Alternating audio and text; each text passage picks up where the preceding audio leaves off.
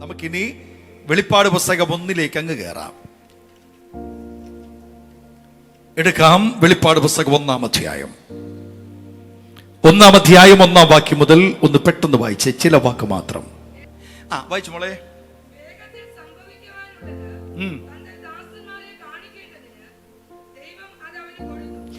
ഈ 1-ാമത്തെ വാക്യത്തിൽ യേശു ക്രിസ്തു ആരാകുന്നുവെന്നും ഭാവിയിൽ ഏതെല്ലാം വിധത്തിൽ വെളിപ്പെടുവാൻ പോകുന്നുവെന്നുമുള്ള ദർശനം ദൈവം കൊടുക്കുക.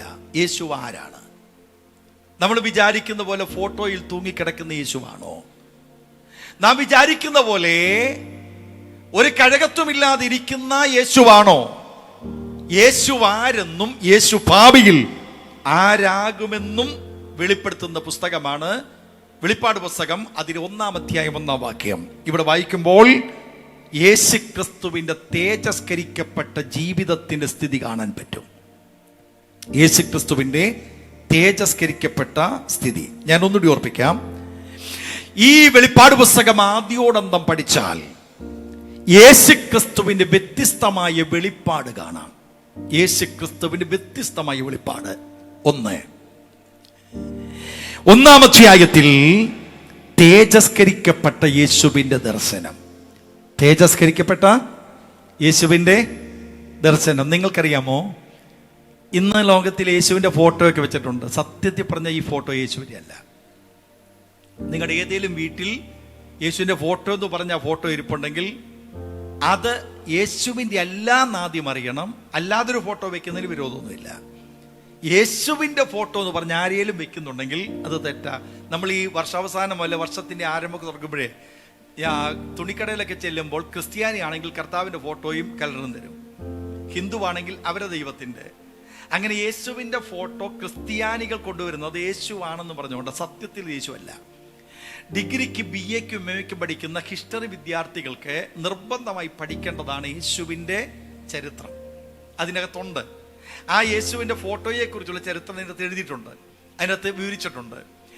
ലിയാൻഡോ ഡാവിഞ്ചി എന്ന് പറയുന്ന ചിത്രകാരനാണ് ഈ ഫോട്ടോ വരച്ചത്. ഈ ഫോട്ടോ വരയ്ക്കാൻ വേണ്ടി താനെ ഒരു സ്വപ്നം കാണുകയാണ്. ആ സ്വപ്നം കണ്ടപ്പോൾ യേശുവും ശിഷ്യന്മാരും അന്ത്യത്താഴം കഴിക്കുന്ന ഒരു സ്വപ്നമാണ് കണ്ടത്. ഈ സ്വപ്നം കണ്ടിട്ട് താനെ പെട്ടെന്ന് ചാടി എഴുന്നേറ്റിട്ട് ഈ സ്വപ്നത്തെ ഒരു ക്യാൻവാസിൽ പകർത്താൻ നിശ്ചയിച്ചു. അങ്ങനെ ക്യാൻവാസിൽ പകർത്താൻ വേണ്ടിയിട്ട് നിശ്ചയിച്ചിട്ട് ഈ രൂപങ്ങൾക്ക് യോജ്യമായ കഥാപാത്രങ്ങളുടെ മോഡൽസിനെ തപ്പി നടക്കാൻ തുടങ്ങി. അങ്ങനെ 11 ശിഷ്യന്മാരെ കിട്ടി. 11 ശിഷ്യന്മാരെ മോഡൽ വെച്ച് വരച്ചു. അവസാനം യൂദായുടെയും രൂപം കിട്ടിയില്ല, യേശുവിനെയും കിട്ടിയില്ല.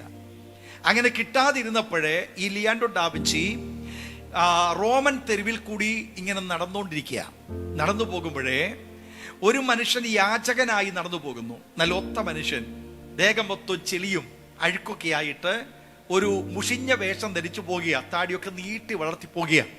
ഈ മനുഷ്യൻ പെട്ടെന്ന് ലിയാൻഡോ ഡാവിഞ്ചി ഇദ്ദേഹത്തിന്റെ മുൻപിലേക്ക് ചെന്നു. നോക്കിയപ്പോൾ ദുഃഖിതനായൊരു മനുഷ്യൻ. പേരെന്താ ചോദിച്ചു.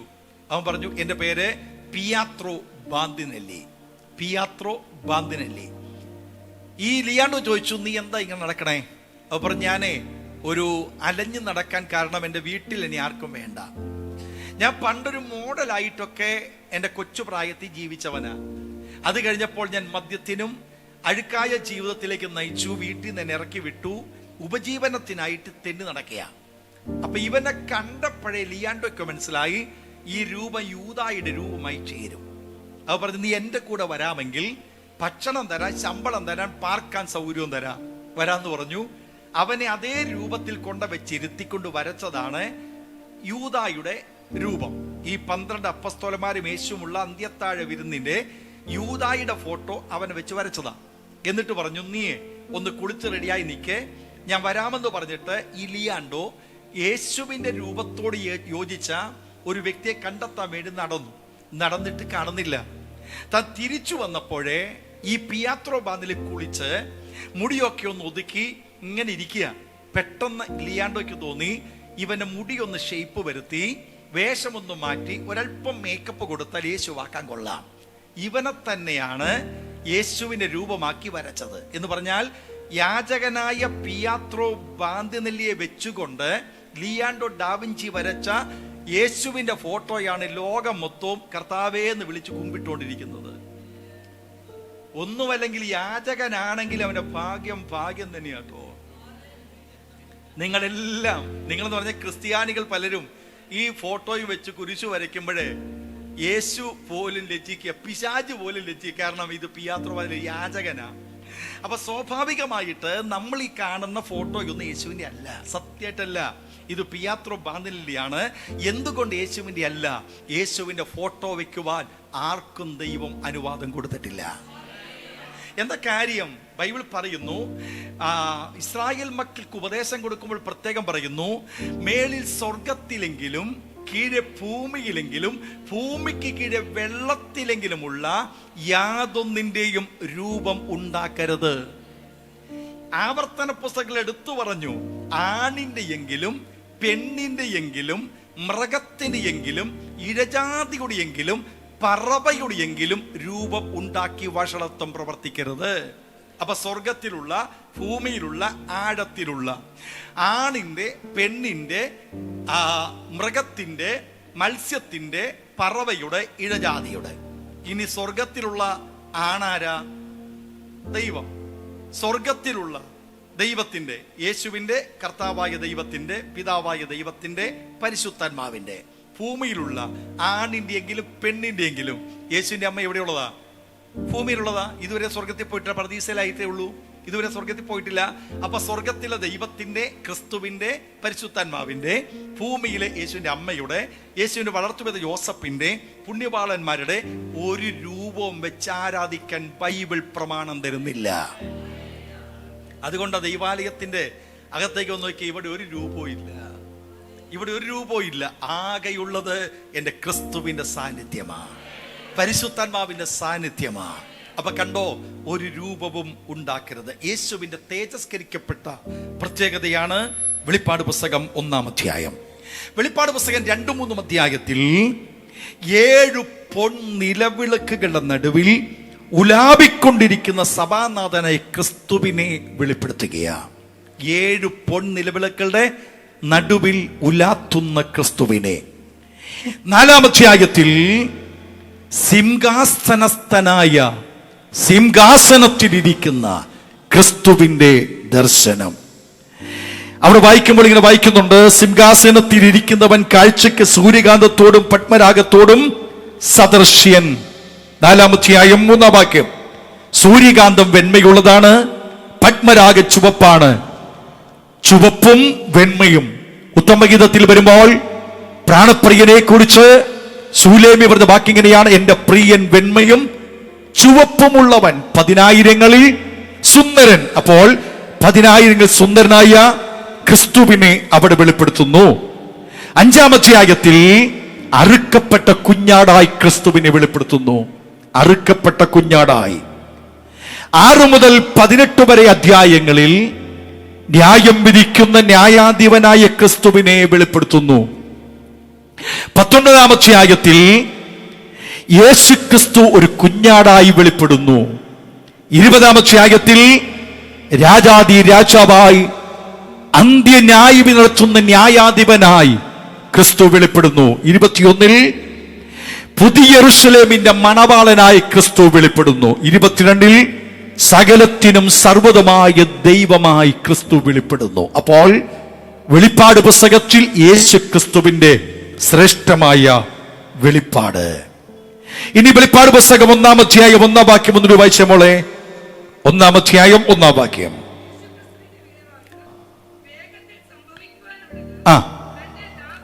മതി. യേശു ക്രിസ്തുവിന്റെ വെളിപ്പാട് വേഗത്തിൽ സംഭവിപ്പാനുള്ളത് തന്റെ ദാസന്മാരെ, തന്റെ ദാസന്മാരെ. ദാസൻ എന്ന വാക്ക് വിശുദ്ധ ബൈബിളിൽ പുതിയ നിയമത്തിൽ 3 പ്രയോഗമാണ് ദാസൻ എന്ന വാക്കിന്റെ പിൻപിൽ കൊടുത്തിരിക്കുന്ന ആശയം. ദാസൻ എന്നതിന് 3 ആശയം.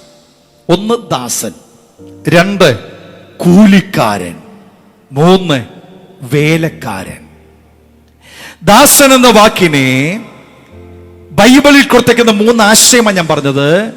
1 കൂലിക്കാരൻ. 2 വേലക്കാരൻ, 3 ദാസൻ. ഈ 3ഉം വ്യത്യാസമുണ്ട്. നമ്മൾ പറയും ദൈവത്തിന്റെ ദാസൻ, ദൈവത്തിന്റെ ദാസൻ.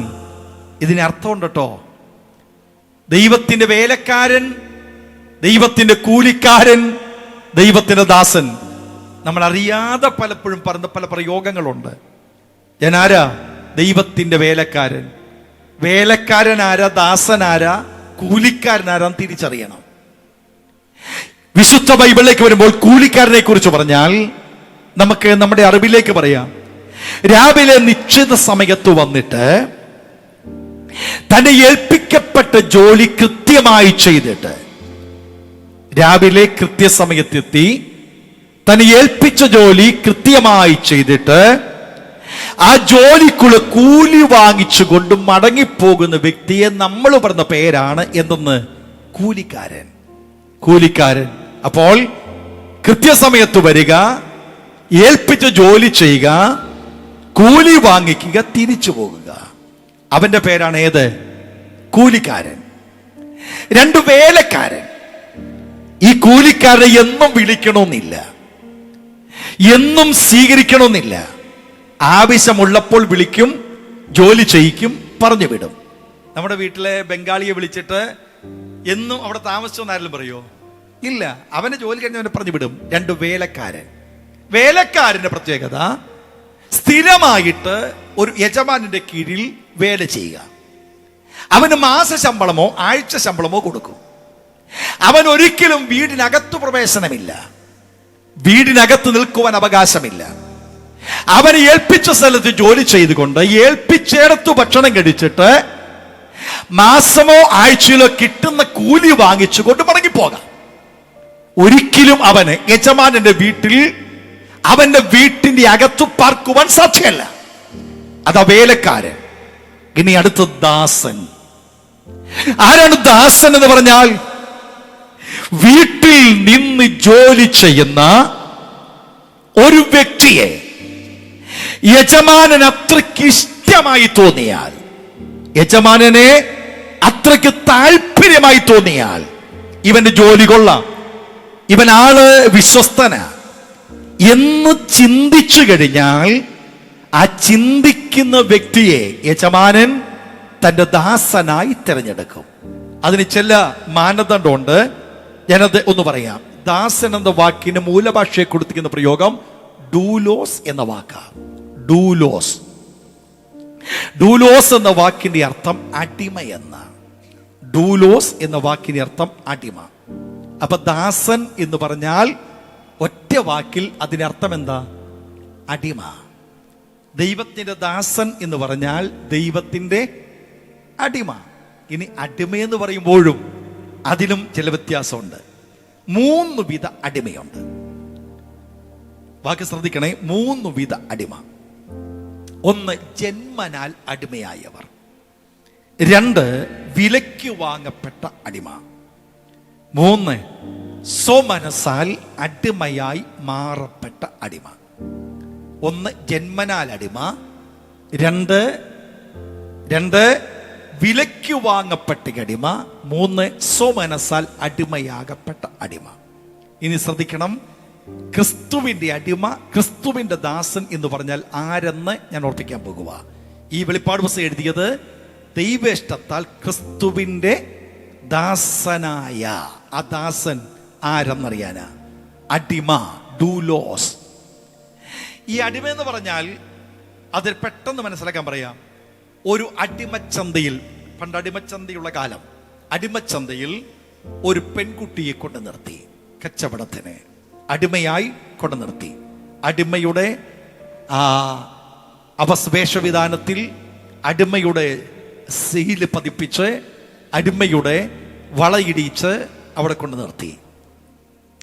ഈ അടിമയുടെ യജമാനൻ ദുഷ്ടനായിരുന്നു, നീചനായ ക്രൂരനായ ഒരു യജമാനൻ.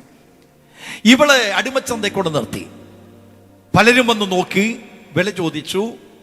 ഈ യജമാനൻ ചോദിച്ച വില ഇവൾക്ക് കൊടുക്കാൻ കൊള്ളൂല. അത്രയ്ക്ക് വിലക്കില്ല ഇവൾ. ആരും ഇവളെ വാങ്ങുന്നില്ല. ഓരോ വ്യക്തികളും ഇവൾ വാങ്ങാൻ വരുമ്പോൾ ഇവൾ ഉള്ളിൽ പറയുന്ന വാക്ക്, എന്നെ വാങ്ങുവാൻ മനസ്സുണ്ടാകണം. ഈ ദുഷ്ട യജമാന്റെ കയ്യിൽ നിന്ന് എനിക്ക് രക്ഷപ്പെടണം. ഇങ്ങനെ ചിന്തിച്ചുകൊണ്ടിരുന്നു. പക്ഷെ ആരും അവളെ വാങ്ങുന്നില്ല. അങ്ങനെ ഇരിക്കെ ഒരു മനുഷ്യൻ വന്നു. ഇവളുടെ വില ചോദിച്ചു. വില പറഞ്ഞു. പറഞ്ഞ വിലയിൽ പേശാതെ ചോദിച്ചത് മുഴുവൻ കൊടുത്ത് ഇവളെ യജമാനൻ വിലയ്ക്ക് വാങ്ങി. വിലയ്ക്ക് വാങ്ങിയിട്ട് പറഞ്ഞു, ഞാൻ നിന്നെ വിലയ്ക്ക് വാങ്ങിയിരിക്കുക, അടുത്തു വരിക. അടുത്തു വന്നു. അവളുടെ കയ്യിലിട്ടിരുന്ന ആ വള, വിലയ്ക്ക് വാങ്ങപ്പെട്ടവൻ ആ വള ഊരി അവളെ കഴുത്തിൽ ഇട്ടിരുന്ന ചുറ്റെ, അടിമച്ചുറ്റെ എടുത്തൂരി മാറ്റി. ഊരി മാറ്റിയിട്ട് പറഞ്ഞു, ഞാൻ നിന്നെ വിലയ്ക്ക് വാങ്ങി, ഇനി നീ അടിമയല്ല, നിന്നെ ഞാൻ സ്വതന്ത്രയാക്കിയ, നിനക്കിഷ്ടമുള്ള ജീവിതം നയിക്കാൻ പോകാം. ഇനി നിനക്ക് ഒരടിമയായി ജീവിക്കേണ്ടി വരത്തില്ല, പൊക്കോ. പെട്ടെന്ന് അവൾ ചിന്തിച്ചു, ഇത്രയും നല്ല ഒരു യജമാനനെ ജീവിതത്തിൽ എനിക്ക് കിട്ടത്തില്ല. ഇത്രയും നാൾ ദുഷ്ട യജമാനൻ എന്നെ പീഡിപ്പിച്ചു കൊണ്ടിരുന്നു, എന്നെ ഒത്തിരി ഉപദ്രവിച്ചു കൊണ്ടിരുന്നു. ഇതാ ഈ യജമാനൻ എന്നെ വാങ്ങിച്ചെന്നെ സ്വതന്ത്രയാക്കി. ഞാൻ എവിടെ പോകാനാ? ഇത്ര നല്ല യജമാനന്റെ കീഴിൽ ഞാൻ എന്നെ ഏൽപ്പിച്ചേക്കാം. ആ ഏൽപ്പിക്കുന്നതാണ് സ്വമനസ്സാൽ അടിമയാകപ്പെട്ടത്. മക്കളെ, ഞാനും നീയും ആരെന്നറിയാമോ? ദുഷ്ടപിശാചെന്ന യജമാനന്റെ അടിമകളായിരുന്നു. ദുഷ്ടപിശാചെന്ന അടിമ നമ്മെ വെച്ച് വിലപേശിക്കൊണ്ടിരുന്നു. ലോകത്തിൽ ആർക്കും നമ്മുടെ വില തരാൻ കഴിഞ്ഞില്ല. നമ്മെക്കുറിച്ച് പിശാച് ചോദിച്ച വില തരാൻ ലോകത്തിൽ ഒരുവനും കഴിഞ്ഞില്ല. ആ സമയത്ത് ഒരു നല്ല യജമാനൻ വന്നു. അവൻ ചോദിച്ച വില കൊടുത്ത് നമ്മെ വാങ്ങിയിട്ട് പറഞ്ഞു, ഞാൻ നിന്നെ സ്വതന്ത്രമാക്കിയിരിക്കുന്നു, പൊയ്ക്കുക. നാം പറയേണ്ട ഒരു വാക്കുണ്ട്, നിന്നെ വിട്ടടിയങ്ങൾ എങ്ങു പോകേണ്ടു. അവന്റെ കീഴിൽ നമ്മെ ഏൽപ്പിച്ചു കൊടുത്തു. അവന്റെ പേരാണ് സ്വമനസ്സാൽ അടിമയാകപ്പെട്ട അടിമ. അവന്റെ പേരാണ് ദാസൻ. അവന്റെ പേരാണ് ഡൂലോസ് എന്ന് പറഞ്ഞാൽ ക്രിസ്തുവിന് വേണ്ടി കൂലിയില്ലാതെ, ക്രിസ്തുവിന് വേണ്ടി സ്വമനസ്സാൽ പൂർണ്ണമായി ഏൽപ്പിച്ചു കൊടുക്കപ്പെട്ടവൻ. അങ്ങനെ ഏൽപ്പിച്ചു കൊടുത്താൽ ഗുണം എന്താണെന്നറിയാമോ? യജമാനൻ എന്തെല്ലാം ഉണ്ടോ അതെല്ലാം പിന്നെ നിന്റേതാണ്. യജമാനൻ എവിടെ പോകുമോ നിനക്കും കൂടെ പോകാം. യജമാനൻ എന്തെല്ലാം ലഭിക്കുമോ അതെല്ലാം നിനക്കും അവകാശപ്പെട്ടതാ. അതാ ബൈബിൾ പറയുന്നത്, സ്വർഗത്തിലെ സകല ധാന്യങ്ങളും, സ്വർഗത്തിലെ സകല ആത്മീക നന്മകളും, സ്വർഗത്തിലെ സർവ്വതും ദൈവത്തിന് സ്വത്തായത് മുഴുവൻ അവന്റെ ദാസന്മാർക്ക് അവകാശപ്പെട്ടതാ. ചോദിച്ചതിലും നനച്ചതിലും അത്യന്തപരമായി ആനന്ദ തൈലം കൊണ്ട് അഭിഷേകം ചെയ്യുന്നവൻ ദാസന്മാർ. ഓക്കെ, അപ്പോൾ നാം ക്രിസ്തുവിന്റെ ദാസന്മാരാ. ഇനി അടുത്ത വാക്ക് വായിച്ച മോളെ, അതിന്റെ അടുത്ത വാക്ക് ആ ആ ആ ആ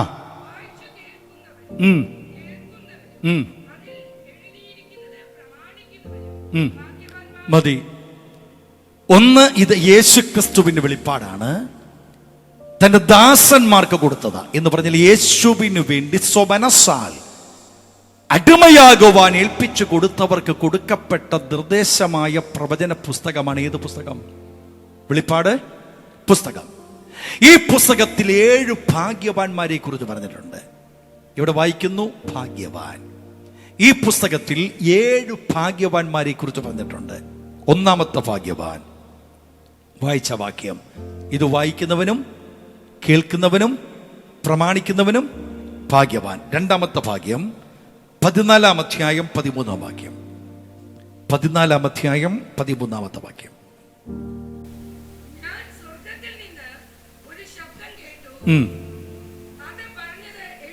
എഴുതുക, ഇന്നു മുതൽ ക്രിസ്തുവിൽ മരിക്കുന്ന വ്രതന്മാർ ഭാഗ്യവാന്മാർ. ക്രിസ്തുവിൽ മരിക്കുന്ന വ്രതന്മാർ. അപ്പൊ വെളിപ്പാട് പുസ്തകത്തിൽ ഒന്നാമത്തെ ഭാഗ്യം വായിക്കുന്നവനും വായിച്ച് കേൾപ്പിക്കുന്നവനും പ്രമാണിക്കുന്നവനും ഭാഗ്യവാൻ. രണ്ടാമത്തെ ഭാഗ്യവാൻ ക്രിസ്തുവിൽ മരിക്കുന്നവൻ.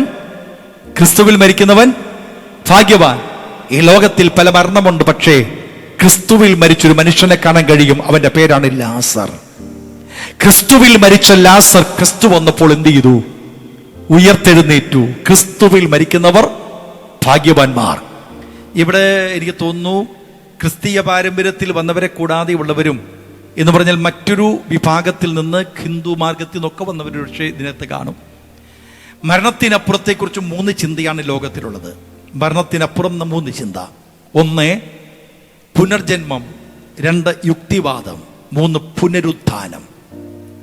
പുനർജന്മം എന്ന് പറഞ്ഞാൽ ഒരു മനുഷ്യൻ മരിച്ചു കഴിഞ്ഞാൽ മരിച്ച വ്യക്തിയുടെ ആത്മാവ് ഈ ചുറ്റുപാടൊക്കെ ഇങ്ങനെ നടക്കും. വീട്ടിൽ, ബന്ധുക്കളുടെ വീട്ടിലൊക്കെ ആയിട്ട് നടക്കും. പിന്നെ അത് കാക്കയായിട്ട് വരും, ജീവികളായിട്ടൊക്കെ വരും. ചില പറയത്തില്ല, എൻ്റെ അപ്പച്ചൻ കണ്ടോ അതേ രൂപത്തിൽ വന്നിട്ട് കരയുന്നു, കാക്ക കരയുന്ന. ചിലരെ അപ്പച്ചൻ്റെ ഭക്ഷണമൊക്കെ വെച്ച് കൊടുക്കും, അമ്മച്ചിക്ക് ഭക്ഷണം ഒക്കെ വെച്ച് കൊടുക്കും. പണ്ട് ലാസർ മാത്യു, ഫസ്റ്റ് അറിയായിരിക്കും, ലാസർ മാത്യു പറഞ്ഞൊരു വാക്ക് ഞാനിപ്പോഴേ ഈ തരുണത്തിൽ ഓർത്തു പോകുകയാണ്. അദ്ദേഹം പറഞ്ഞ വാക്ക് ഇങ്ങനെയാണ്: ഒരമ്മ തൻ്റെ മോനോട് പറഞ്ഞു, മോനെ, അവൻ പപ്പയെ ചെറുപ്പത്തിൽ കണ്ടതേ ഉള്ളൂ, അവനൊരു വയസ്സെങ്ങണ്ടായപ്പോൾ പപ്പ മരിച്ചു പോയതാ. പക്ഷേ ഒരു ഓർമ്മയുണ്ട്, പപ്പ എങ്ങനെയാണെന്നുള്ള ഓർമ്മയുണ്ട്. അപ്പം ഈ അമ്മ എല്ലാ വർഷവും ഈ പപ്പയുടെ മരണ ദിവസം പ്രത്യേകിച്ച് പരിപാടി ചെയ്തിട്ട് ഭക്ഷണമൊക്കെ കൊണ്ട് വയ്ക്കും, ഭക്ഷണമൊക്കെ കൊണ്ട് പപ്പയ്ക്ക് വയ്ക്കും.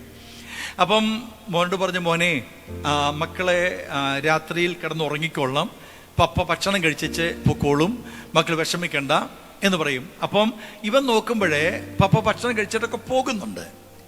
അപ്പം അമ്മ വെക്കുന്ന ഭക്ഷണം പിറ്റേ ദിവസം രാവിലെ കാണുന്നില്ല.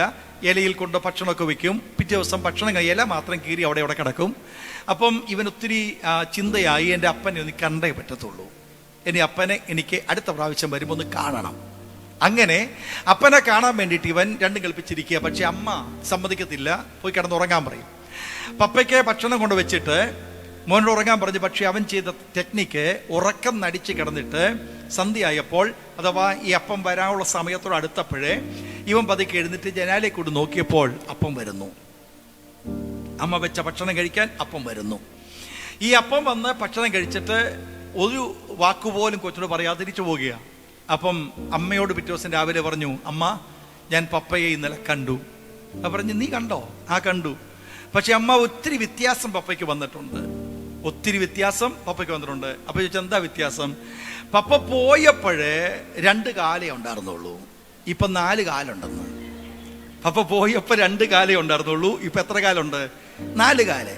പിന്നെ പപ്പ പോയപ്പോ വട്ട മുഖമായിരുന്നു, ഇപ്പൊ നീണ്ട മുഖാന്ന്, ഇപ്പൊ നീണ്ട മുഖം. പിന്നെ പപ്പയ്ക്ക് പോയപ്പോഴേ, മരിച്ചു പോയപ്പോ വാലില്ലായിരുന്നു, ഇപ്പൊ എന്തുണ്ട്? വാലുണ്ട്. പപ്പയ്ക്ക് വാലുണ്ട്, 4 കാലുണ്ട്, നീണ്ട മുഖമുണ്ട്. കൊച്ചു കണ്ടത് അപ്പുറത്തെ വീട്ടിലെ പട്ടിയാ. അപ്പൊ സാധാഗതിയിൽ നമ്മൾ ഓർക്കുന്നത് ഈ രാത്രിയിൽ മരിച്ചവർ വന്ന് കഴിച്ചു പോകുന്ന ചുമ്മാതാട്ടോ, അടുത്ത വീട്ടിലെ പട്ടിയോ ഏതേലും ചന്ത നടക്കുന്ന പട്ടിയോ വന്നിച്ച് പോകുന്നത്. നമ്മൾ ഓർക്കുന്നത് ഈ മരിച്ചവരുടെ ആത്മാവ് ഇങ്ങനെ വരുന്നു എന്നാ. ക്രിസ്ത്യാനിക്കൊരു പ്രത്യേകതയുണ്ട്. ഈ എടത്തുവ പള്ളിയിലെ നിങ്ങൾ ചെന്നറിയാം, അവിടെ ഒരു പാമ്പിനെ കുത്തി കൊന്നിട്ടൊരു പുള്ളിക്കാരൻ ദൈവമായിട്ടിരിപ്പുണ്ട്, ഗീവർഗീസ് പുണ്യവാളൻ. പുള്ളി ഒരു പാമ്പിനെ കൊന്നപ്പോൾ ദൈവമായി. ഞാനാണെങ്കിൽ കാണുന്ന പാമ്പിനെ മൊത്തം അടിച്ചു കൊല്ലാറുണ്ട്. എനിക്ക് പാമ്പിനെ കണ്ട എൻ്റെ പൊന്നു പാസ്റ്റർജി, എനിക്ക് പിന്നെ ഭയങ്കര ദേഷ്യം, അതിനെ കൊന്ന എനിക്ക് അടങ്ങത്തുള്ളൂ, ഭയങ്കര ദേഷ്യം എനിക്ക്. അപ്പം അങ്ങനെയാണെങ്കിൽ ഞാൻ എത്ര ദൈവം ആകേണ്ടതാ? അങ്ങനെയാണ് നമ്മുടെ ഈ പാമ്പുപിടുത്തക്കാരൊക്കെ എത്ര ദൈവങ്ങളാകേണ്ടതാ? ഈ പുള്ളിക്കാരനെ ഒരു പാമ്പിനെ കൊന്നേ. അപ്പം അവിടെയൊക്കെ ഈ ക്രിസ്ത്യാനികളെ വീട്ടിലെ സന്ധ്യാസമയത്ത് പാമ്പ് വന്നാൽ പറയും, പൊക്കോ പൊക്കോ, അങ്ങ് പള്ളിയിൽ കൊണ്ട് തന്നേക്കാന്ന്. എന്ന് പറഞ്ഞാല് ഉപദ്രവിക്കേണ്ട, ഗീവർസൂണിയോളം വിട്ട പാമ്പാന്നാ, നേരത്തെ മേടിക്കാൻ, നേരത്തെ താമസിച്ചുകൊണ്ട് വിട്ടതാന്നാ, പൊക്കോ അങ്ങ് കൊണ്ട് തന്നേക്കാന്ന്. എൻ്റെ പൊന്നുമക്കളെ, ഈ കാണുന്ന ഒന്നും ആത്മാവ് ഇങ്ങനെ നടക്കത്തില്ല. മരിച്ചവന്റെ ആത്മാവ് ഇവിടെ ഒന്നുമില്ല കേട്ടോ, ഒന്നുമില്ല. അപ്പച്ചൻ മരിച്ച് കട്ടിലിന്റെ കിടന്നു, അപ്പച്ചനെ അടക്കി കട്ടിലും കഴുകിയൊക്കെ ഇട്ടെങ്കിലും ആ മുറിയിൽ ഒറ്റ കിടക്കുമ്പോൾ തോന്നലേ അപ്പച്ചൻ കട്ടിലെ കാണുമെന്ന്. ഒന്നുമില്ലെങ്കിൽ മൊബൈലിലെ ലൈറ്റിൽ അടിച്ച് നോക്കും താഴെ ഉണ്ടോന്ന്. നമ്മുടെ ചിന്ത മരിച്ചവർ ഇവിടെ ഇരിപ്പുണ്ടെന്ന. എൻ്റെ പൊന്നു മക്കളെ, ഇല്ല, സത്യമായിട്ടില്ല. മരിച്ചവന്റെ ആത്മാവ് ഈ ഭൂമിയിൽ എങ്ങുമില്ല. അത് ദൈവത്തെ അറിഞ്ഞ് മരിച്ചാലും ഇല്ല, ദൈവത്തെ അറിയാതെ മരിച്ചാലും ഇല്ല. മരിച്ചവന്റെ ആത്മാവേ ഈ ഭൂമിയിലില്ല. മരിക്കുമ്പോഴേ ആത്മാവ് 2 സ്ഥലത്തിൽ ഒരു സ്ഥലത്തേക്ക് മാറും. ഒന്നുകിൽ പർദീസയിലേക്ക്, അല്ലെങ്കിൽ യാതനാ സ്ഥലത്തേക്ക്. ഈ രണ്ട് സ്ഥലത്തല്ലാതെ മരിച്ചവന്റെ ആത്മാവിനെ ഈ ഭൂമിയിൽ എങ്ങും നടക്കാൻ പറ്റത്തില്ല. എങ്ങും നടക്കാൻ. ഞങ്ങള് യാക്കോബയ കുടുംബത്തിൽ ജനിച്ചവരാ. യാക്കോബയ എന്ന് പറഞ്ഞാൽ നിങ്ങൾക്ക് അറിയാമോ? ഈ തല തൊപ്പിയുള്ള അച്ഛന്മാരുള്ള വിഭാഗം യാക്കോബയ.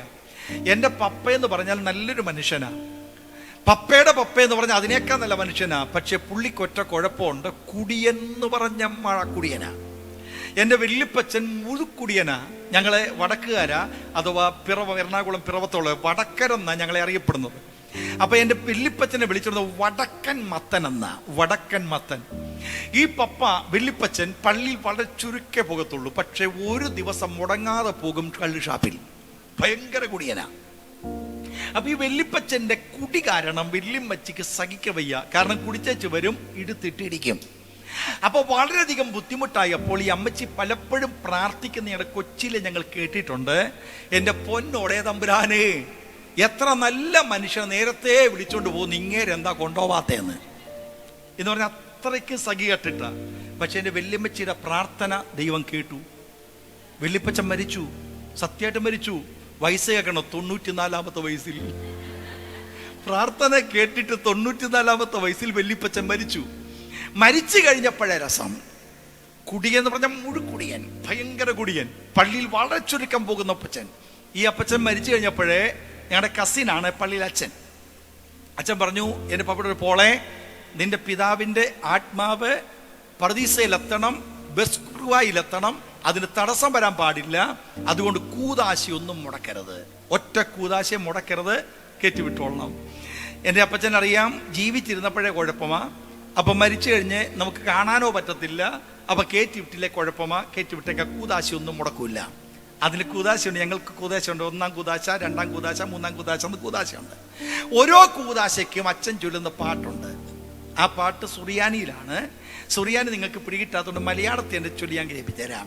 ആ ചൊല്ലിങ്ങനെയാ, അച്ഛൻ വന്നിട്ട് ഈ മരിച്ചു കിടന്ന കട്ടിലിൻ്റെ ആ ചുറ്റും, അതുപോലെ കുഴിമാടത്തിന് ചുറ്റും ധൂപക്കുറ്റി വീശിക്കൊണ്ട് ഒരു പാട്ടാണ്. ഈ പാട്ട് പാടിയിട്ട് അപ്പച്ചനെ ഓരോ സ്റ്റെപ്പ് മേപ്പോട്ട് കയറ്റി വിട്ടുകൊണ്ടിരിക്കുക. ഓരോ കൂദാശയ്ക്കും ഓരോ സ്റ്റെപ്പ് കയറിക്കൊണ്ടിരിക്കുക.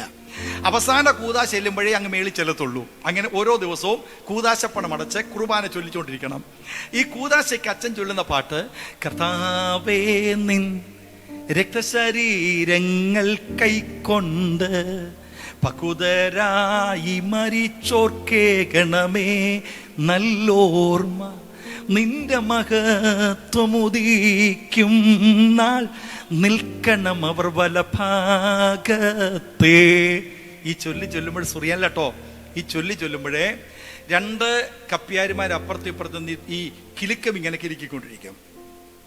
ഒരു കപ്പ്യാര് ധൂപക്കുറ്റി ഇങ്ങനെ വീശും. അതിനകത്ത് കുന്തിരിക്കത്തിന്റെ മണം എന്ന് പറഞ്ഞു വരിക. ഈ ധൂപക്കുറ്റി വീശും. അതിൻ്റെ ഇടയ്ക്ക് പള്ളിയിൽ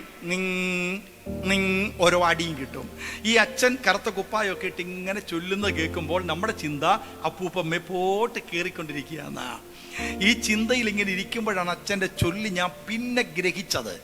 വിവരം വന്നപ്പോഴേ അച്ഛൻ ചൊല്ലിഎന്താ, കർത്താവേ നിൻ രക്തശരീരങ്ങൾ കൈക്കൊണ്ട്, കർത്താവേ മരിച്ചുപോയി പുള്ളി, നിന്റെ രക്തവും ശരീരമായ തിരുവത്താഴം മുടങ്ങാതെ കൈക്കൊണ്ട് പക്വതരായി മരിച്ചോർക്കേ ഗണമേ നല്ലോർമ്മ.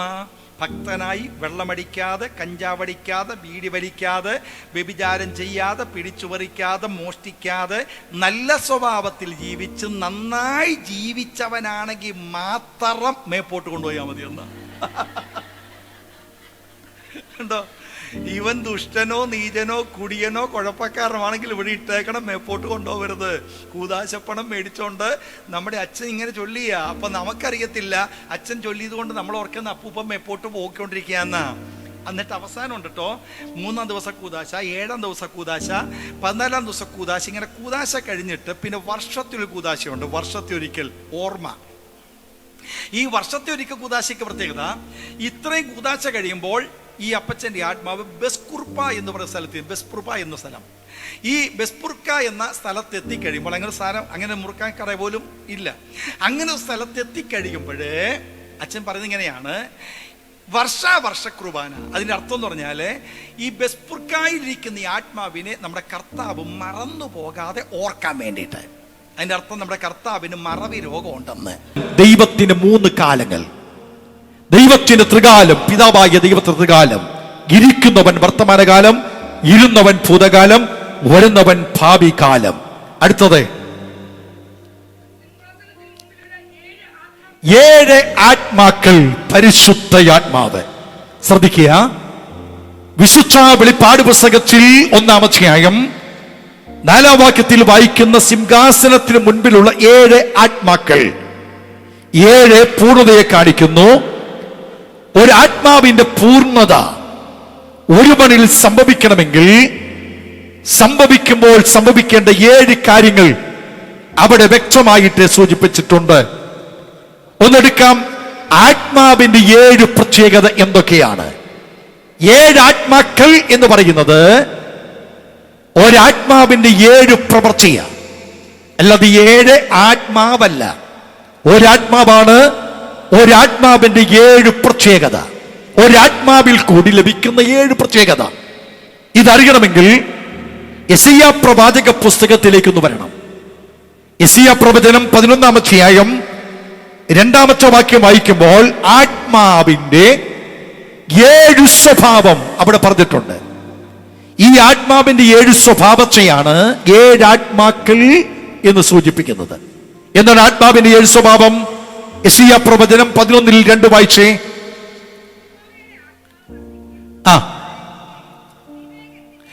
ഞാനത് ഓർപ്പിച്ചു തരാം. അവിടെ വായിക്കുമ്പോൾ ആത്മാവിന്റെ 7 പ്രത്യേകതകൾ ഓർപ്പിക്കുക.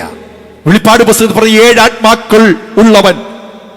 7 ആത്മാവ് എന്ന് പറഞ്ഞ 7 എണ്ണമല്ല, ഒരാത്മാവിന്റെ 7 പ്രത്യേകത. അതൊന്ന് 2 എന്ന് പറയാം. ഒന്ന്, യഹോവയുടെ ആത്മാവ്. ഈ ആത്മാവ് ആരുടെ ആത്മാവാ? യഹോവയുടെ ആത്മാവ്. 2, ജ്ഞാനത്തിന്റെ ആത്മാവ്. അപ്പൊ ആത്മാവ് എന്തിന്റെയാണ്? ജ്ഞാനത്തിന്റെയാ. 3, വിവേകത്തിന്റെ ആത്മാവ്. ജ്ഞാനവും വിവേകവും 2. അപ്പൊ യഹോവയുടെ ആത്മാവാണ്, അത് ജ്ഞാനത്തിന്റെ ആത്മാവാണ്, അത് വിവേകത്തിന്റെ ആത്മാവാണ്. 4, അത് ആലോചനയുടെ ആത്മാവാണ്. 5, അത് ബലത്തിന്റെ ആത്മാവാണ്. 6, അത് പരിജ്ഞാനത്തിന്റെ ആത്മാവാണ്. 7, അത് യഹോവ ഭക്തിയുടെ ആത്മാവാണ്. അപ്പൊ 7 ആത്മാവെന്ന് പറയുന്നത് ഒരാത്മാവിന്റെ 7 സ്വഭാവമാണ്. അവിടെ ഓർപ്പിച്ചിട്ടുണ്ട് പരിജ്ഞാനത്തിന്റെയും ജ്ഞാനത്തിന്റെയും ആത്മാവ്. ഈ ജ്ഞാനം എന്ന് പറഞ്ഞാൽ അറിവ്, പരിജ്ഞാനം എന്ന് പറഞ്ഞാലോ അറിവും പരിജ്ഞാനവും ഒന്നല്ല, 2. അറിവും പരിജ്ഞാനവും 2. എനിക്കെല്ലാം അറിയാം, പക്ഷെ പരിജ്ഞാനമില്ലെങ്കിൽ വല്ല ഗുണമുണ്ടോ? ഉണ്ടോ? ഞാൻ ഭയങ്കര പാട്ട്, ചുമ്മാ കേട്ടോ, ഞാൻ ഭയങ്കര പാട്ടുകാരനാണെന്ന് സങ്കല്പിക്കേ, ഭയങ്കര പാട്ടുകാരനാ. എനിക്ക് ക്രൈസ്തവ ഗോളത്തിലെ മുഴുവൻ പാട്ടിനെ കുറിച്ച് എല്ലാ അറിവുണ്ട്, ഭയങ്കര പാട്ടുകാരനാണ് ഞാൻ. അപ്പൊ ഞാൻ ഒരു കല്യാണ വീട്ടിൽ ചെന്നു. കല്യാണ വീട്ടിൽ ചെന്നപ്പോൾ അവർ പറഞ്ഞു, പാസ്റ്റർ ജെയിംസ് പോൾ വന്നിട്ടുണ്ട്, ഭയങ്കര പാട്ടുകാരനാണ്. ചുമ്മാ കേട്ടോ, എനിക്ക് പാട്ടൊന്നും അറിയത്തില്ല, ചുമ്മാ പറയാം, ഭയങ്കര പാട്ടുകാരനാണ്. അതുകൊണ്ട് ഇപ്പൊ പാസ്റ്റർ ജെയിംസ് പോൾ 2 വരി ഒരു പാട്ട് പാടും. കല്യാണ വീടാണ്, ചെറുക്കനും പെണ്ണും ഇരിക്കുക. അപ്പോൾ ഞാൻ പാടുക. എനിക്ക് പാട്ടിനെ കുറിച്ച് ഭയങ്കര അറിവാ, പക്ഷെ എന്തില്ല, പരിജ്ഞാനമില്ല. പാടാൻ പറഞ്ഞപ്പോൾ ഞാൻ എടുത്തു പാടി. ദുഃഖത്തിൻ്റെ പാനപാത്രം കർത്താവന്റെ കയ്യിൽ തന്നാൽ കൈ കിട്ടിക്കൊണ്ട് ഞാൻ പോവും. എനിക്ക് പാട്ടിനെ കുറിച്ച് അറിവുണ്ട്, പക്ഷെ പാടേണ്ട സ്ഥലത്തെ കുറിച്ച് എന്തില്ല, പരിജ്ഞാനമില്ല. ഞാൻ ഒരു മരണ വീട്ടിൽ പോയി. പ്രിയപ്പെട്ടവൻ മരിച്ചു കിടക്കുക, പ്രിയപ്പെട്ടവൾ ദുഃഖത്തോടിരിക്കുക. ഞാൻ അവിടെ ചെന്നപ്പോൾ അവിടെ നിന്ന വ്യക്തി പറഞ്ഞു, ഓ പാസ്റ്റർ വന്നിട്ടുണ്ട്, നല്ല പാട്ടുകാരനാ, ഒരു പാട്ട് പാടട്ടെ പാസ്റ്ററെ, ഈ കുടുംബത്തിന് ആശ്വാസമാകട്ടെ. ഞാൻ എഴുന്നേറ്റ് പാടി. നീങ്ങിപ്പോയി എൻ്റെ ഭാരങ്ങൾ, മാറിപ്പോയി എൻ്റെ ശാപങ്ങൾ. എന്തായിരിക്കും അവസ്ഥ? അപ്പൊ പാട്ടിനെ കുറിച്ച് എനിക്ക് അറിവുണ്ട്, പക്ഷെ എന്തില്ല, എവിടെ എന്ത് പാടണമെന്ന അറിവിൻ പരിജ്ഞാനമില്ലെങ്കിൽ പരാജയമാണ്. അപ്പൊ അറിവും പരിജ്ഞാനവും 2. അപ്പൊ പരിശുദ്ധാത്മാവിൽ അറിവുമുണ്ട്, എന്തുകൊണ്ട്? പരിജ്ഞാനമുണ്ട്. നമ്മൾ ഓർക്കണം, നമ്മൾ പറയുന്നതും പ്രവർത്തിക്കുന്നതും ആത്മാവിൽ ആയിരിക്കണം. ആത്മാവിന് അറിവുമുണ്ട്, പരിജ്ഞാനമുണ്ട്, വിവേകമുണ്ട്. അതാണ് 7 ആത്മാക്കൾ ഉള്ളവൻ അരുളി ചെയ്യുന്നത്. അടുത്ത വാക്ക് ഇങ്ങനെയാണ്, യേശുക്രിസ്തുവിന്റെ 3 സ്ഥാനപ്പേര് അവിടെ കൊടുത്തിട്ടുണ്ട്. 5-ാം വാക്യത്തിൽ 3 സ്ഥാനപ്പേര്. 1 വിശ്വസ്ത സാക്ഷി, 2 മരിച്ചവരിൽ ആദിജാതൻ, 3 ഭൂരാജാക്കന്മാർക്ക് അധിപൻ. യേശുവിന്റെ 3 സ്ഥാനപ്പേര്. ഇനി നമുക്ക് വെളിപ്പാട് പുസ്തകം 1-ാം അധ്യായത്തിലെ വിഷയത്തിലേക്ക് നമുക്ക് പ്രവേശിക്കാൻ പോവുകയാണ്. അതിനുവേണ്ടി നിങ്ങളുടെ ശ്രദ്ധ ഞാൻ 1-ാം അധ്യായത്തിലേക്ക് ഒന്ന് കൊണ്ടുവരിക. ഈ 1-ാം അധ്യായത്തിൽ യേശുക്രിസ്തുവിനെ കുറിച്ചുള്ള 10 പ്രയോഗം കൊടുത്തിട്ടുണ്ട്. യേശുക്രിസ്തുവിനെ കുറിച്ചുള്ള 10 പ്രയോഗം. ഞാൻ ഓർപ്പിച്ചുവല്ലോ, യേശുവിന്റെ ഫോട്ടോ കണ്ടിട്ട് യേശു എന്ന് പറയരുത്. യേശുക്രിസ്തു ആരെന്ന് ഇവിടെ വ്യക്തമാക്കി സൂചിപ്പിക്കുക. യേശുവിനെ കുറിച്ചുള്ള 10 പ്രയോജന വർണ്ണനകൾ എവിടെ കൊടുത്തിട്ടുണ്ട്. 1 മനുഷ്യപുത്രൻ. മനുഷ്യപുത്രൻ, ഞാൻ ഒരു വാക്കുകൂടി ഓർപ്പിക്കാം. ഈ ലോകത്തിൽ ഒരു മനുഷ്യനും പൂർണ്ണനല്ല. ഒരു മനുഷ്യനും ആരല്ല? പൂർണ്ണനല്ല. നമ്മളെല്ലാം അപൂർണരാ. നമുക്ക് പൂർണ്ണതയില്ല, ബലഹീനരാ, കുറവുള്ളവരാ.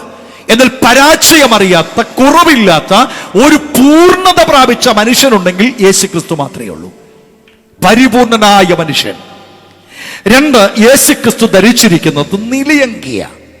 നിലയങ്കി ധരിച്ച് യേശുക്രിസ്തുവിന്റെ നിലയങ്കി സൂചിപ്പിക്കുന്നത് തൻ മഹാപുരോഹിതൻ ആകുന്നുവെന്നാണ്. യേശുവിന്റെ ജനനസമയത്ത് യേശുവിനെ കാണാൻ ചെന്നവർ 3 കാഴ്ചവസ്തു കൊണ്ടുപോയി. ഇതെന്തൊക്കെയാ? പൊന്നെ, മൂരെ, കുന്തിരിക്കം. ഇത് 3 അർത്ഥമാണ്. പൊന്നെ, മൂറെ, കുന്തിരിക്കം. ഇതിൽ പൊന്നെന്ന് പറയുന്നത് രാജാവിനെ കാഴ്ചവെക്കുന്നതാ.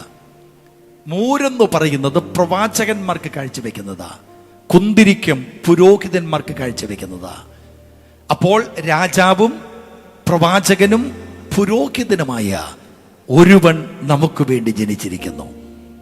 ഇതുപോലെ നിലയങ്കി ധരിച്ച്, നിലയങ്കി എന്ന് പറഞ്ഞാൽ മഹാപുരോഹിതൻ ധരിക്കുന്ന വേഷമാണ്.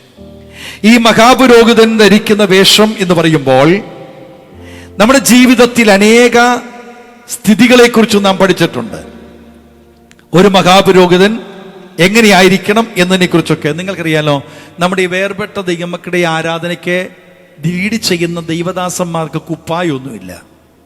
അച്ഛന്മാർക്ക് എന്തുണ്ട്? കുപ്പായുണ്ട്. നമ്മുടെ ദൈവദാസന്മാർക്ക് കുപ്പായൊന്നുമില്ല.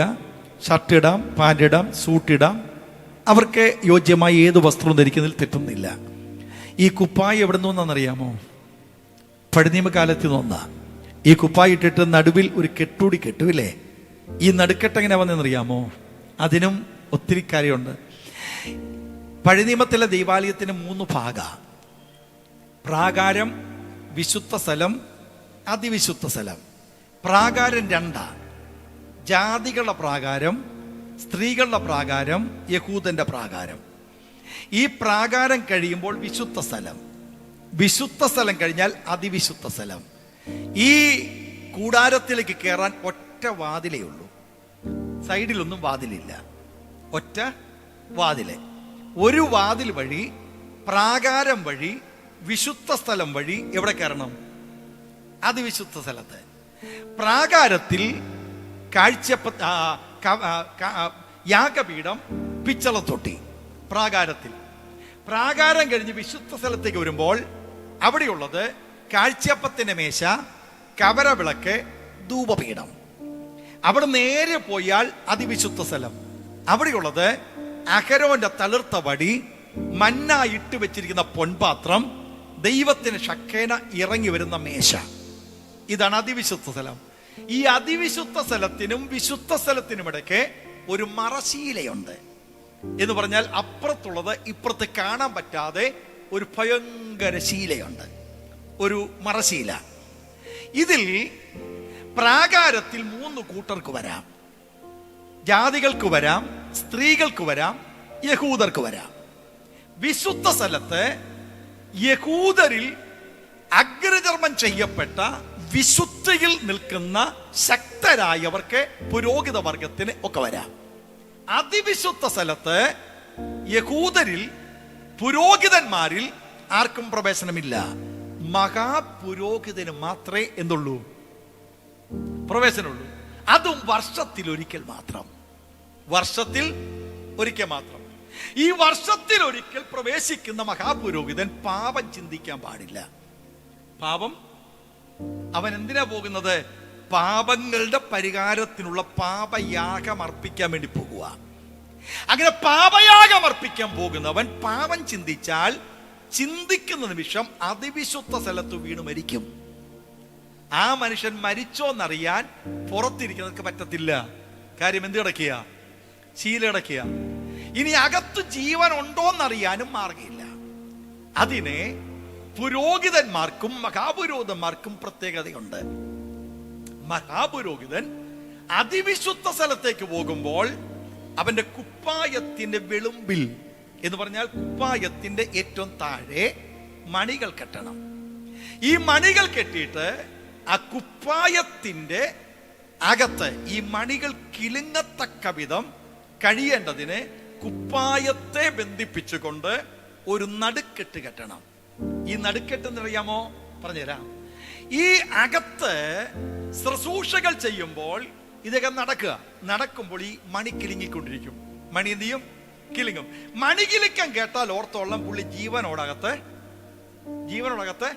ഉണ്ട്. ഈ മണി കിലുക്കം കേട്ടില്ലേ ഓർത്തോളം ആള് തീർന്നു. ആർക്കും പോയി അകത്ത് കയറി എടുത്തോണ്ട് വരാൻ പറ്റില്ല. അകത്ത് കയറുന്നവനെല്ലാം മരിക്കും. അതിവിശുദ്ധ സ്ഥലത്ത് വർഷത്തിലൊരിക്കൽ മഹാപുരോഹിതൻ ഒഴിച്ചു മറ്റാർക്കും പ്രവേശനമില്ല. ആര് കയറിയാലും മരിക്കും. മഹാപുരോഹിതൻ പോലും പാപം ചിന്തിച്ചാൽ അവിടെ വീണ് മരിക്കും. അതിന് ഈ അനക്കമില്ലാതെ വന്നാൽ ഓർത്തോളം ആള് തീർന്നു എന്ന് കണ്ടാൽ ഈ നടുക്കെട്ടിന്റെ നീളം അതിവിശുദ്ധ സ്ഥലം മുതൽ വിശുദ്ധ സ്ഥലം മുതൽ പ്രാകാരം വരെ നീണ്ടു കിടക്കും. ഈ കിലുക്കം തീർന്നാൽ ഓർത്തോളം ആള് തീർന്നു.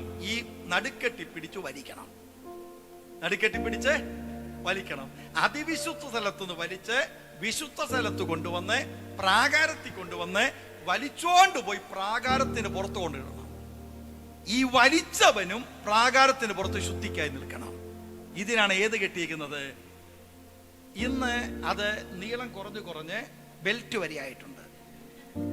ചിലരുടെ മുട്ട് വരെ നീണ്ടുണ്ട്. സത്യം പറഞ്ഞ് ഇതൊക്കെ പഴയ കാലത്തെ അനാചാര ശുശ്രൂഷകളുടെ ഭാഗമാണ്. ഇന്ന് ദൈവമക്കളായ നമ്മളെ പുരോഹിതൻ എന്ന ഒരു വിഭാഗത്തെ കുറിച്ച് പ്രത്യേകമായി പറയുന്നില്ല. പുതിയ നിയമത്തിൽ ഒരു പുരോഹിതൻ ഉണ്ടായിരുന്നറിയാമോ? നിങ്ങളെ അന്ധകാരത്തിൽ നിന്ന് അത്ഭുത പ്രകാശത്തിലേക്ക് വിളിച്ചിരിക്കയാൽ നിങ്ങൾ ആരാണ്? രാജകീയ പുരോഹിത വർഗമാണ്. ആരാ?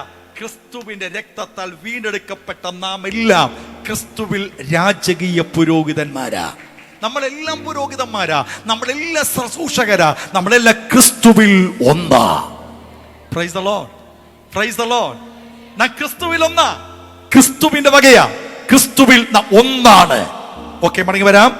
അപ്പൊ യേശു ക്രിസ്തുവിന്റെ വെളിപ്പാടിൽ 10 വർണ്ണനയാണ് 1-ാം അധ്യായത്തിൽ. 1, അവൻ മനുഷ്യപുത്രനാണ്. 2, നിലയങ്കി ധരിച്ചവന്. 3, മാറത്തു പൊൻകച്ച കെട്ടിയവൻ, അത് രാജാവിനെ കാണിക്കുക. 4, അവന് തലയും തലമുടിയും വെളുത്ത പഞ്ഞി പോലെ ഹിമത്തോളം വെണ്മ. അവന്റെ പരിശുദ്ധിയെ അത് കാണിക്കുന്നു. എന്തിനെ കാണിക്കുന്നു? പരിശുദ്ധിയെ. അവിടെ ഒരു വാക്കുകൂടി പറയാം. എന്റെ യേശുവല്ലാതൊരു പരിശുദ്ധൻ ഈ ലോകത്തിലില്ല. എന്റെ യേശുവിനെ പോലൊരു പരിശുദ്ധൻ ലോകത്തിൽ ഇല്ല. ബൈബിൾ പറയുന്നു, കർത്താവേ, ആർ നിന്റെ നാമത്തെ ഭയപ്പെടാതെയും മഹത്വപ്പെടുത്താതെയും എനിക്ക് നീയല്ലോ ഏക പരിശുദ്ധൻ. യേശു മാത്രമേ പരിശുദ്ധൻ ഉള്ളൂ. ശൗമേൽ പ്രവാചകൻ പറയുന്നു, കർത്താവേ, നീയല്ലാതെ പരിശുദ്ധൻ ഇല്ല. നിന്നെപ്പോലെ ആരുമില്ല. നീയല്ലാതെ ഒരുത്തനും ഇല്ലല്ലോ. അപ്പൊ ഒരേ ഒരു പരിശുദ്ധൻ കർത്താവായ യേശു ക്രിസ്തു മാത്ര. അതിനെയാണ് അവിടെ സൂചിപ്പിക്കുന്നത്. അടുത്തത് 5-ാമത്തെ പ്രയോഗം, അവന്റെ കണ്ണ് അഗ്നിജ്വാലയ്ക്കൊത്തത്. അതിനർത്ഥം അവന്റെ കണ്ണുകൾക്ക് മറവായതൊന്നുമില്ല. പത്രോസ് ഒരിക്കൽ പറഞ്ഞു, നിന്നെ വിട്ട് അടിയങ്ങൾ എങ്ങു പോയി വസിക്കണം? നിങ്ങൾ മുറിക്കകത്തിരുന്ന് ചിന്തിക്കുന്നത് എൻ്റെ ദൈവം കാണുന്നുണ്ട്. നമുക്ക് ദൈവത്തിൻ്റെ കണ്ണുകളെ വെട്ടിക്കുവാൻ സാധ്യമല്ല. അവൻ്റെ കണ്ണുകൾക്ക് മറവായതൊന്നും ഇല്ല. അവൻ സർവ്വതും കാണുന്നു, സർവ്വതും അറിയുന്നു. അടുത്തത്, അവൻ്റെ കാൽ ഉളിയിൽ ചുട്ടുവഴിപ്പിച്ച വെള്ളോട്ടിന് സദൃശ്യം ന്യായാധിപൻ. യേശു ന്യായാധിപൻ. ഏഴാമത് അവിടെ വായിക്കുന്നുണ്ട്, അവന്റെ ശബ്ദം പെരുവെള്ളത്തിന്റെ ഇരച്ചിൽ പോലെ. അർത്ഥം, അവന്റെ ശബ്ദത്തിന് മുൻപിൽ സർവ്വലോകവും മുടങ്ങും. അവന്റെ ശബ്ദത്തിന് മുൻപിൽ സകല സാത്താന്റെ നാവും അടയും. ഞാൻ ഒന്നുകൂടി പറയാം, പാമ്പുകളെയും തേളുകളെയും ശത്രുവിന്റെ സകല ബലത്തെയും ചവിട്ടുവാൻ നമുക്ക് അധികാരമുണ്ട്. പക്ഷേ ആ അധികാരത്തിന് പിൻപിൽ ഒരു ശബ്ദം നാം പുറപ്പെടുവിക്കുക, യേശുവിന്റെ നാമത്തിൽ. യേശുവിന്റെ നാമം സാത്താന്റെ അടി വേരെ ഇളക്കുന്നതാ. പിശാചിന് പേടിയുള്ള രണ്ട് കാര്യമുണ്ട് പ്രത്യേകിച്ച്. ഒന്ന്, യേശുവിന്റെ രക്തം. രണ്ട്, യേശുവിന്റെ നാമം. രക്തം പിശാചിന് പേടിയില്ല, പക്ഷെ യേശുവിന്റെ രക്തം പിശാചിന് പേടിയാ. നാമം പിശാചിന് പേടിയില്ല, പക്ഷെ യേശുവിന്റെ നാമം പിശാചിന് പേടിയാ. നിങ്ങൾ ഓർത്തു നോക്കണം, യേശുവിന്റെ നാമത്തിൽ, യേശുവിന്റെ രക്തത്താൽ ഒന്ന് പറഞ്ഞു നോക്കിയേ, സാത്താൻ വിറവൂളും, സാത്താൻ പേടിക്കും, സാത്താൻ വിറച്ചു പോകും. സാത്താന് പേടിയുള്ളത് യേശുവിന്റെ രക്തം. അടുത്തത്, അവന്റെ വായിൽ നിന്ന് മൂർച്ചയുള്ള ഇരുവായുത്തിലുള്ള വാൾ. ഇതും ന്യായവിധിയെ കാണിക്കുന്നതാ. അവന്റെ വായിൽ നിന്ന് മൂർച്ചയുള്ള വാൾ ന്യായവിധിയെ കാണിക്കുന്നു. ഒൻപതാമത്, അവന്റെ കയ്യിൽ 7 നക്ഷത്രം. ഉത്തരം, അവന്റെ ദൈവത്തിന്റെ ദാസന്മാർ കർത്താവിന്റെ കരത്തിനകത്ത. കർത്താവിന്റെ കരത്തിനകത്ത്. ബൈബിൾ പറയുന്നു, നിങ്ങളെ എൻ്റെ കരത്തിൽ നിന്ന് പിടിച്ചു പറിപ്പാൻ ഒരു ശക്തിക്കും സാധ്യമല്ല. അവന്റെ കയ്യിൽ, ദൈവത്തിന്റെ കയ്യിൽ നമ്മുടെ അനുഗ്രഹീതമായ സുരക്ഷിതത്വം. 10, അവന്റെ മുഖം സൂര്യനെ പോലെ പ്രകാശിക്കുന്നു. ഇതിന്റെ അർത്ഥം, യേശുവിന്റെ മുഖം മറുരൂപമരികിൽ നിന്നപ്പോൾ സൂര്യനെ പോലെ പ്രകാശിച്ചു. ഉത്തരം, സ്വർഗത്തിലേക്ക് നാം ചെന്ന് കഴിയുമ്പോൾ, സ്വർഗീയ നാഥന്റെ അരികിൽ നാം എത്തിക്കഴിയുമ്പോൾ, നമുക്ക് പരസ്പരം ആർക്കുമാരെയും പരിചയപ്പെടുത്തണ്ട. ആർക്കുമാരെയും. പൗലോസ് ഏതാന്ന് ആരും പറഞ്ഞിരണ്ട, കാണുമ്പോഴേ പൗലോസിനെ അറിയാം. കാര്യം, മറുരൂപമലയിൽ യേശുവിനോട് കൂടി 2 പേർ നിന്നു, മോശയും ഏലിയാവും. പത്രോസ് മോശയും കണ്ടിട്ടില്ല, ഏലിയാവിനെയും കണ്ടിട്ടില്ല. പത്രോസ് പറഞ്ഞു, ഞങ്ങൾ 3 കുടിലുണ്ടാക്കട്ടെ, ഒന്ന് നിനക്കും, ഒന്ന് ഏലിയാവിനും, ഒന്ന് മോശയ്ക്കും. അർത്ഥം എന്നാ? ഈ 3 പേരിൽ ഏലിയാവിനെയും മോശയും ആര് തിരിച്ചറിഞ്ഞു? പത്രോസ്. മറുരൂപം മലയിൽ നേരത്തെ കാണാത്തവരെ തിരിച്ചറിഞ്ഞുവെങ്കിൽ, നിത്യതയിൽ ചെല്ലുമ്പോൾ നമുക്കാരും പരിചയപ്പെടുത്തേണ്ട മുഴുവൻ പേരെയും പരസ്പരം അറിയാവുന്ന ഒരു സൂര്യപ്രകാശം നമ്മുടെ മേൽ ഉദിക്കും. ഇതാണ് 1-ാം അധ്യായം. 1-ാം അധ്യായത്തിൽ പറഞ്ഞൊരു വാക്കുണ്ട്, ഭയപ്പെടേണ്ട. ഭയപ്പെടേണ്ട, ഞാൻ ആദ്യനും അന്ത്യനും ആകുന്നു. മക്കളെ, ഒരു ദൂത് ഞാൻ പറയാം. ദൈവമക്കളുടെ ജീവിതത്തിൽ ഒരിക്കൽ പോലും വരാൻ പാടില്ലാത്തൊരു വാക്കാണ് ഭയം. ഭയം പിശാചിന്റെ വാക്കാ. ഭയപ്പെടുത്തുന്ന പിശാച. ദൈവമക്കൾക്ക് ഭയം പാടില്ല. കാര്യം, നമ്മുടെ ചുറ്റും ദൂതന്മാരുണ്ട്. ഭയപ്പെടേണ്ട, ഞാൻ നിന്നോട് കൂടെ ഉണ്ട്. ഓക്കെ, ആ ദൈവത്തിന്റെ വചനത്തിൽ നമുക്ക് നമ്മെ തന്നെ ഒന്നേൽപ്പിക്കാം. ഇനി ഞാനതിൻ്റെ ഒത്തിരി കാര്യത്തിൽ പോകുന്നില്ല. 2-ാം അധ്യായത്തിലേക്ക് ഒന്ന് പ്രവേശിക്കാൻ പോവുകയാണ്. 1-ാം അധ്യായം യേശുവിൻ്റെ 10 ഗുണങ്ങളെയാണ് പറയുന്നത്. എൻ്റെ വിവരണമൊന്നും ഞാൻ തരുന്നില്ല. 2-ാം അധ്യായം നമുക്കിനി പഠിക്കേണ്ട വിഷയമാകിയാൽ 2-ാം അധ്യായം. 2-ാം അധ്യായത്തിലേക്ക് വരുമ്പോൾ, വെളിപ്പാട് പുസ്തകം 2ഉം 3ഉം അധ്യായം 7 സഭയെക്കുറിച്ച്. 7 സഭ. 7 സഭയിൽ 1-ാമത്തെ സഭയാണ് എഫെസോ സഭ. വെളിപ്പാട് പുസ്തകം 2-ാം അധ്യായം അതിൻ്റെ 1 മുതൽ 7 വരെ വാക്യങ്ങൾ വായിക്കുമ്പോൾ, അവിടെ എഫെസോ സഭയെക്കുറിച്ച് കാണുവാൻ കഴിയും. എഫെസോസ് ഏഷ്യ മൈനറിലെ ഏറ്റവും സുന്ദരമായ ഫലപുഷ്ടിയുള്ള ഭൂപ്രദേശമാണ് എഫെസോ സഭ സ്ഥിതി ചെയ്യുന്ന അനുഗ്രഹീതമായ പ്രദേശം. ഈ സ്ഥലത്ത് അനുഗ്രഹീതമായൊരു സഭയാണ് എഫെസോ സഭ. ഈ സഭയിലാണ് ഏറ്റവും കൂടുതൽ, ഈ ദേശത്താണ് ഏറ്റവും കൂടുതൽ പൗലോസ്ലീഹ പാർക്കുവാൻ ഇടവന്നത്. ഈ സഭയെക്കുറിച്ചുള്ള ദൂതിൽ 9 9 വിശേഷണ ദൈവം കൊടുക്കുന്നുണ്ട്. 9 വിശേഷണങ്ങൾ. എഫെസോസ് സഭയെക്കുറിച്ചുള്ള 9 വിശേഷണങ്ങൾ.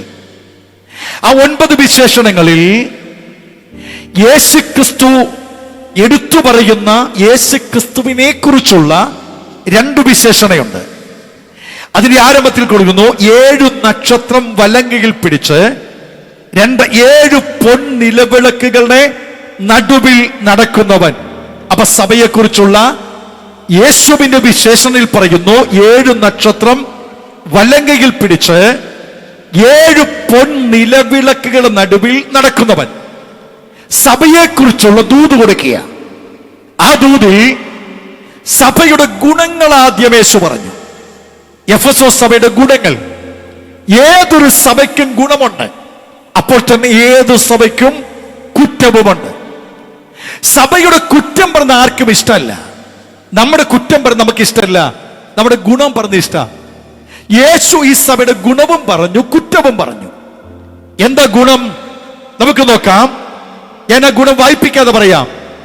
എഫെസോസ് സഭയുടെ ഗുണം യേശു പറയുക. 1, 2 8 ഗുണങ്ങൾ യേശു പറഞ്ഞു. 1, നിന്റെ പ്രവൃത്തി ഞാൻ അറിയുന്നു. ഒരു സഭയുടെ പ്രവൃത്തി അറിയുന്നവനാ ദൈവം. ഒരു സഭയുടെ പ്രവൃത്തി അറിയുന്ന ദൈവം തീർച്ചയായും ആ സഭയെക്കുറിച്ച് ഒരു സാക്ഷ്യം പറയും. നിന്റെ പ്രവൃത്തി ഞാൻ അറിയുന്നു. എന്താ നിന്റെ പ്രവൃത്തി? നിന്റെ പ്രവൃത്തി നല്ലതായിരുന്നു. അപ്പൊ ഒരു സഭയുടെ വിശ്വാസികൾ ചെയ്യേണ്ടത് നല്ല പ്രവൃത്തി. ഒരു സഭയുടെ പ്രവൃത്തി ദൈവം നോക്കിക്കൊണ്ടിരിക്കുക.